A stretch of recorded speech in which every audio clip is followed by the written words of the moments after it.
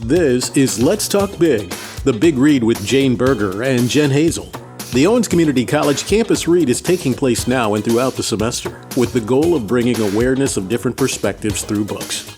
The Campus Read book is Carrie, a Memoir of Survival on Stolen Land, from 2020 recipient of the NEA Creative Writing Fellowship, Toni Jensen. It's a memoir and essays about gun violence, land, and Indigenous women's lives.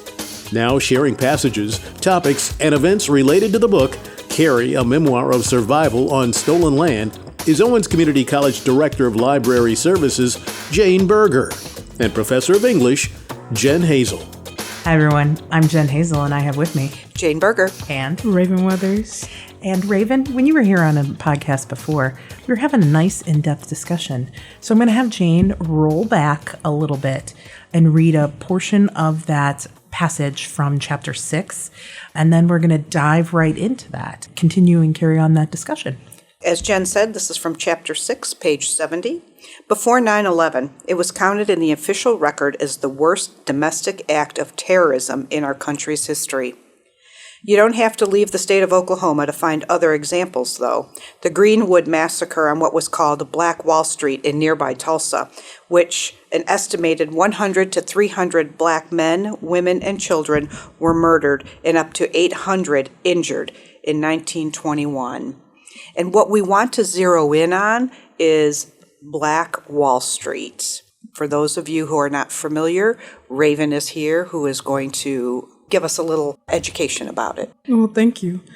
Black Wall Street is something that many people don't even know occurred in America at all. There were a bunch of black entrepreneurs self-sustaining their own businesses and having a community of entrepreneurs helping each other rise in the business world.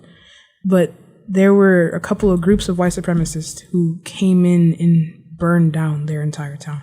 The entire strip, the entire street, all their businesses, murdered and injured a lot of people. But those numbers aren't even accurate to the actual accounts.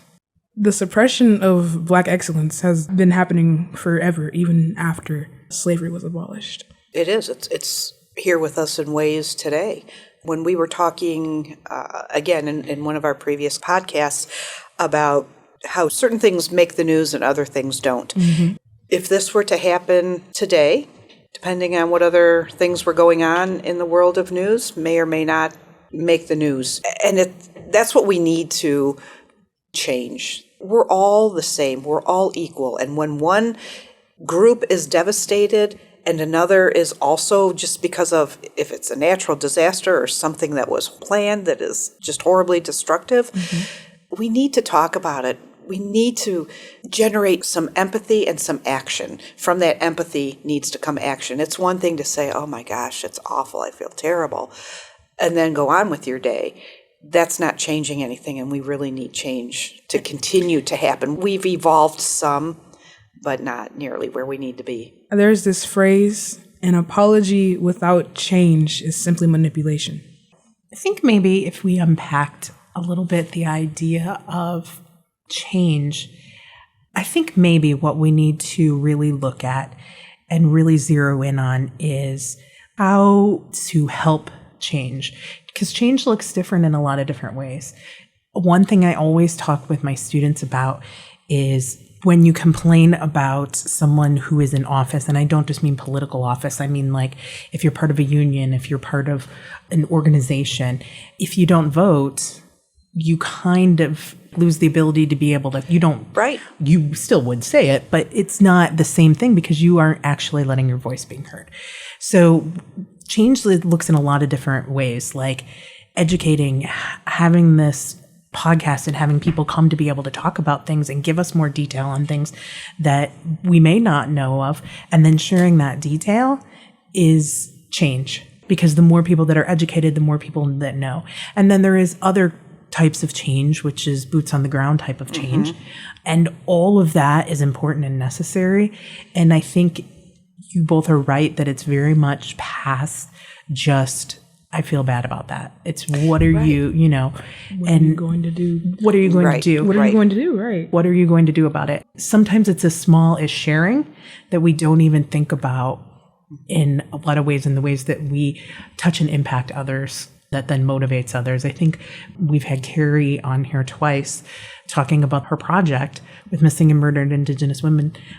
I spoke one day in class making a point, and that really impacted her about the way some individuals in the media are given more attention than others are. And that really made her think differently. And she's like, I want to give voices to people who don't have voices. So here's what I'm going to do that. Well, and I think one thing too, going back to the fall with an event that we held on Indigenous Peoples Day, I believe, when we had students and faculty and staff come to a couple of different locations on campus and dip their hand in red paint and put it on the paper or put it on their mouths to cover their mouth to start a conversation about what that meant, because many, many people had no idea.